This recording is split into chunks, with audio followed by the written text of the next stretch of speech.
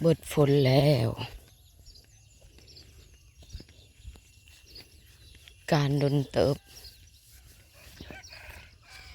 บัดมันนำมาอีกบัดนี้บ่อยากจักหยุดเลยแต่บัดนี้สวัสดีตอนเช้าพี่น้องน้ำหมอกก่อนขี้ท้ายขาวก็เลิศเลยเด้อบัด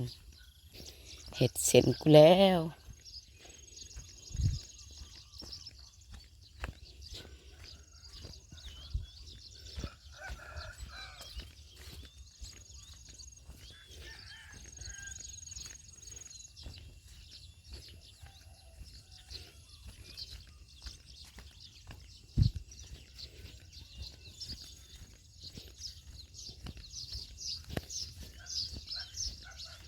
ไปพุ่นบอก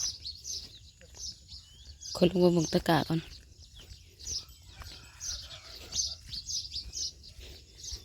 สีลงไปโฮมต่อไว้แล้วก็สีลงไปเอามาถมฐานพี่น้อง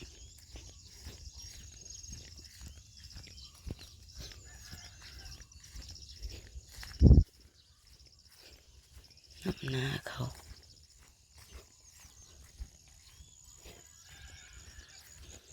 อันดีบ้านพุยปุทั่ว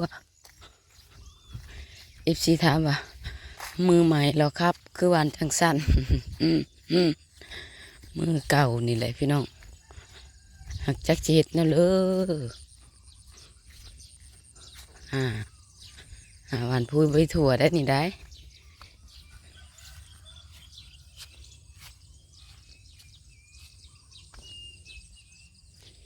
หวานพุยไปถั่วอีลี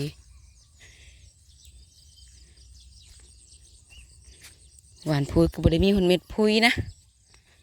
ตีอีกเลยพี่น้องก็มันจริง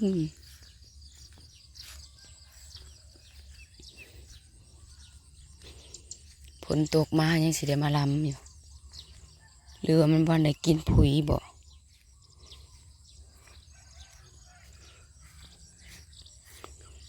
ยอดมันตาย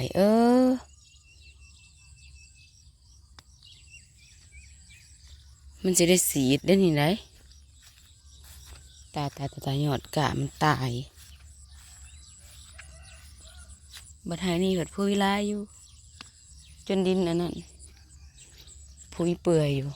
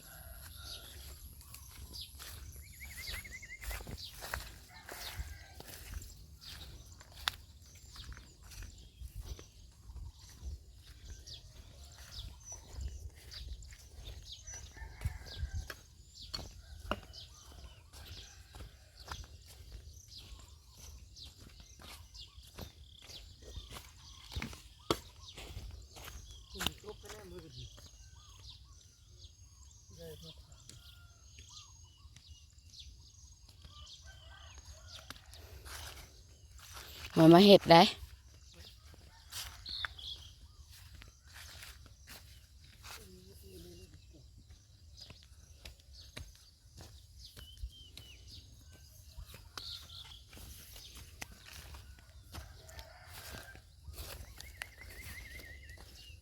เขาทมบ่ตัวนี้นะตัวนะไม่ใช่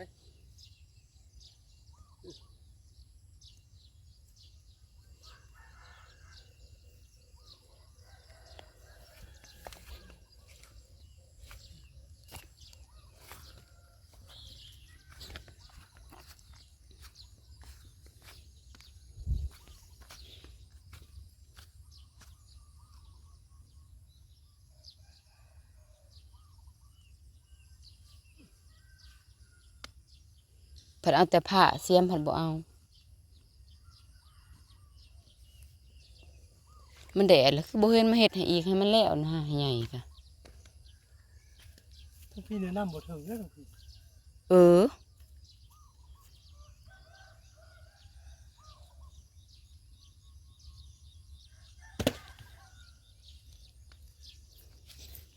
อันนี้ก็ ตัวนี้ได้ยิ่ง ได้อยู่ก็ได้ผู้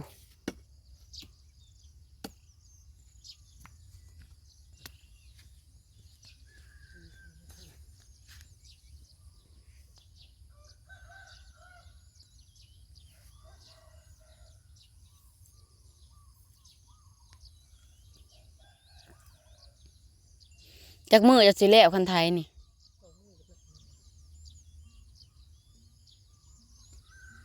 สายอาทิตย์มันจับกันแล้วแหละ เอาวันจันทร์พักซะบ่จัง มาแล้วทำไมต้นข้าวต้นแรกให้ต้นจันทร์กัน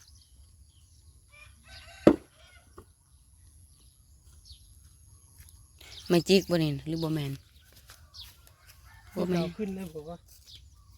ดอกแค่นี้มันขึ้นนี่ดอกพดเลยเสือกนี่คือจะขึ้นบ่ได้ดี เคาะเอาขี้ดินมันนี่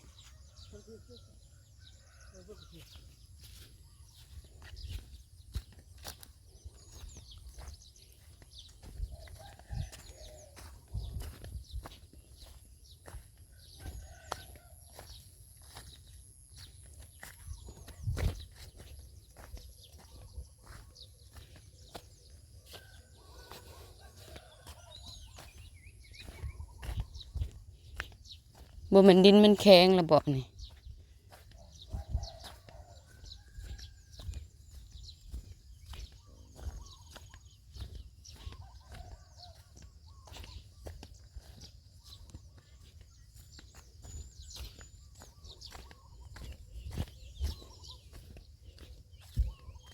อันนี้ก็มาขี้หินจะสิไทยได้บ่นี่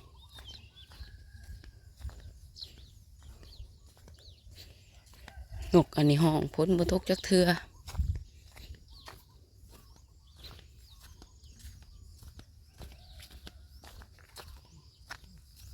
คือตันคักแท้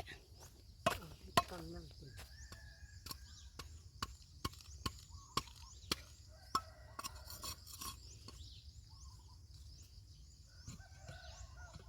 ตัวนี้เด้ซะ ตัวนี้ นี่นะตัวลุมนี่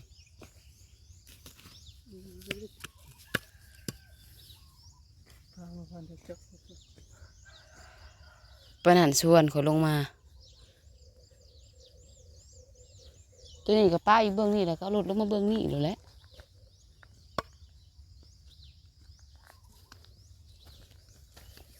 บ่นเก็บเห็ดพี่น้อง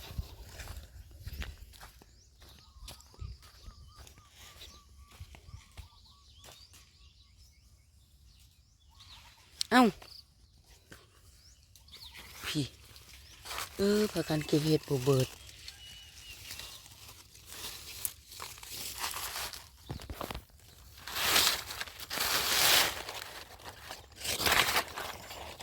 โอ้ยถึงลามก็มาเป็นค่าเขาเบิกพร้อมมันค่าเขาเบิกนี่เขาเบิกมาถมมันไม่ได้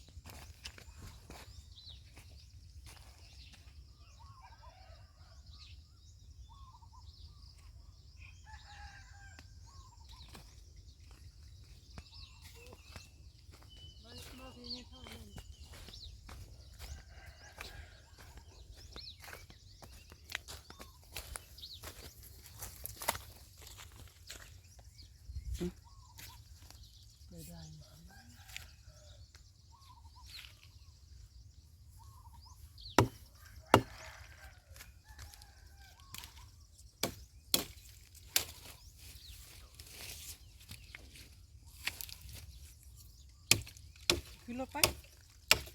นี่ ได้เลยที่จะหับไปยิงหอนไม่น้อยว่ามือแรกเดี๋ยวลงมาฝนมาตาก ทิมเสียกับหัวเมียนี่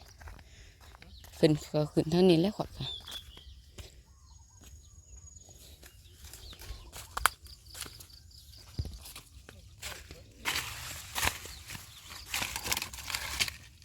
พากันเหยียบตัวนี้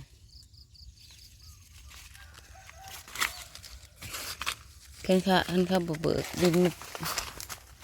มาถมนะสิออกลายอยู่พี่น้องมาเบิ่งในนี้อีกก็บ่ละอับมันเถามันโอ้เวลาเห็ดก็เขามันออกก็พี่น้องมันเบิดสุดมันแล้วอีเมย์ไปบ้านนี่ก็มีแต่ดอกเถา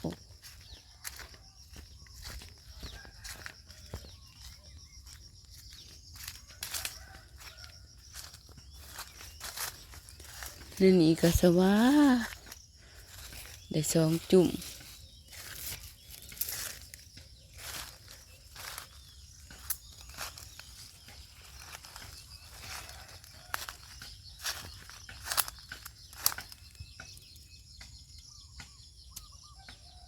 หมดแล้วจ้าหมดแล้วหมดจริงเด้อพี่น้องบ่มีอีหลี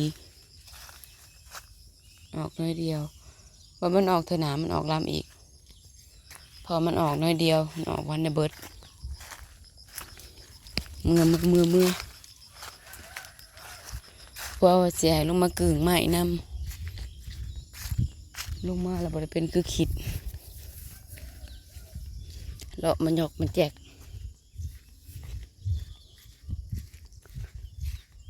ฝากเบิ่งฝากส้มด้วยพี่น้องเลาะมึงกะพอเป็นอีกคลิปใหม่นี้ด้วยจ้าอย่างรถถงเกี่ยวไปเกี่ยวมาออมนาเสย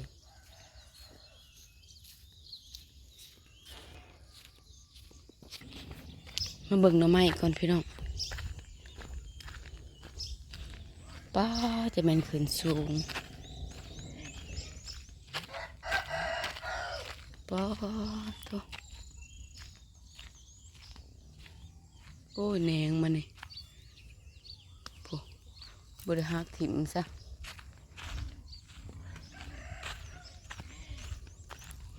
มันหกพี่น้องแบบมันขึ้นแล้วมันหกกี่ขานทางป้าตัวขึ้นจะเป็นลำไม้